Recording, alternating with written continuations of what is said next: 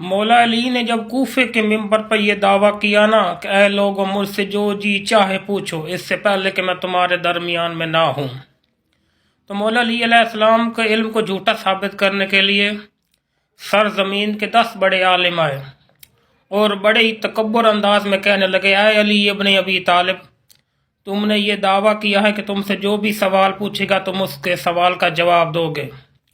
مولا علی نے فرمایا کہ ہاں میں نے یہ دعویٰ کیا ہے، کوئی بھی بندہ مجھ سے روز قیامت تک کسی بھی بات کا سوال پوچھے گا تو میں اس کے سوال کا جواب دوں گا۔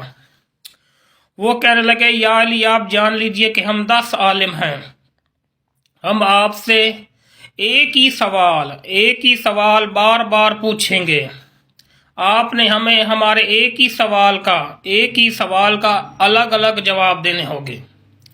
امام علی علیہ السلام نے فرمایا کہ اب سوال کیجئے۔ پہلے عالم بولا کہ یا علی بتائیں علم بہتر ہے یا مال و دولت؟ تو مولا علی نے فرمایا کہ علم بہتر ہے۔ تو وہ کہنے لگا یا علی بتائیں علم مال و دولت سے کیسے بہتر ہے؟ مولا علی نے فرمایا کہ دولت کو استعمال کرنے سے دولت گھٹتی ہے لیکن علم کو استعمال کرنے سے علم بڑھتا ہے، لہذا اس وجہ سے علم بہتر ہے۔ وہ کہنے لگا یا علی آپ نے میرے سوال کا صحیح جواب دیا۔ دوسرا عالم بولا یا علی بتائیں علم بہتر ہے یا مال و دولت؟ تو مولا علی نے فرمایا کہ علم بہتر ہے۔ وہ کہنے لگا یا علی علم مال و دولت سے کیسے بہتر ہے؟ تو مولا نے فرمایا کہ دولت مند انسان کی دولت کو تو چرایا جا سکتا ہے لیکن ایک عالم کے علم کو نہیں چرایا جا سکتا، لہذا اس وجہ سے علم بہتر ہے۔ تیسرا عالم بولا یا علی بتائیں علم بہتر ہے یا مال و دولت؟ تو مولا نے فرمایا کہ علم بہتر ہے۔ وہ کہنے لگا یا علی علم مال و دولت سے کیسے بہتر ہے؟ تو مولا نے فرمایا کہ دولت مند انسان کے مرنے کے بعد اس کا نام بھلا دیا جاتا ہے لیکن ایک عالم کے مرنے کے بعد اس کے علم کی وجہ سے اسے یاد کیا جاتا ہے۔ چوتھے عالم سے فرمایا کہ دولت مند انسان کے مرنے کے بعد اس کی دولت اپنی ہی اولاد کے کام آتی ہے لیکن ایک عالم کے مرنے کے بعد اس کا علم نہ کہ اپنی اولاد بلکہ زمین پر رہنے والے ہر انسان تک پہنچتا ہے۔ پانچویں عالم سے فرمایا کہ دولت مند انسان کی زیادہ تر اولاد نافرمان ہوتی ہے لیکن ایک عالم کی اولاد زیادہ تر فرما بردار ہوتی ہے۔ چھٹے عالم سے فرمایا کہ جس کے پاس دولت زیادہ ہوتی ہے تو اس کے دشمن بھی زیادہ ہوتے ہیں، جس کے پاس علم زیادہ ہوتا ہے تو اس کے دوست بھی زیادہ ہوتے ہیں۔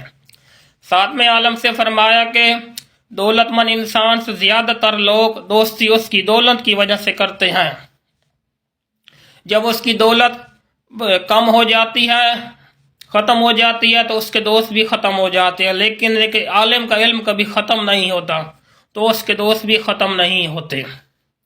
آٹھویں عالم سے فرمایا کہ اے بندہ خدا یہ بات بھی جان لو کسی بھی بندہ مومن کی دولت فرعون کی میراث ہے لیکن جب کہ علم پیغمبروں کی میراث ہے۔ نویں عالم سے فرمایا اے بندہ خدا جس آدمی کے پاس فرعون کے برابر دولت اکٹھی ہو جاتی ہے نا تو وہ فرعون کی طرح کہتا ہے کہ میں ہی تمہارا رب ہوں، میں ہی تمہارا خالق ہوں، لیکن جس کے پاس علم اکٹھا ہو جاتا ہے نا تو وہ بھی ابراہیم کی طرح جلتی ہوئی آگ میں کہتا ہے کہ اے میرے پروردگار تو ہی میرا رب ہے، تو ہی میرا مالک ہے۔ 10ویں عالم سے فرمایا کہ دولت حاصل کرنے کی جستجو انسان کو شیطان کی طرف لے جاتی ہے لیکن ایک علم حاصل کرنے کی جستجو انسان کو رحمان کی طرف لے جاتی ہے، اسی وجہ سے علم بہتر ہے۔ امام علی علیہ السلام نے فرمایا کہ اگر تم مجھ سے ساری زندگی ایک ہی سوال کے الگ الگ جواب پوچھتے رہو نا تو میں تمہیں تمہاری زندگی تک ایک ہی سوال کا الگ الگ جواب دیتا رہوں گا۔ انہوں نے جب مولا علی علیہ السلام کا یہ دعویٰ سنا نا تو مولا علی علیہ السلام کی خلافت کو اقرار کیا اور 10 عالموں سے ایک عالم کہنے لگا یا علی کیا ہمیں دولت بالکل حاصل نہیں کرنی چاہیے؟ تو امام علی علیہ السلام نے فرمایا کہ اتنی دولت ضرور حاصل کرو جو کہ تمہاری عزت اور غیرت کی حفاظت کر سکے، جو تمہیں اور تمہارے اللہ کے سوا کسی اور کا محتاج نہ کرو۔ یہ بات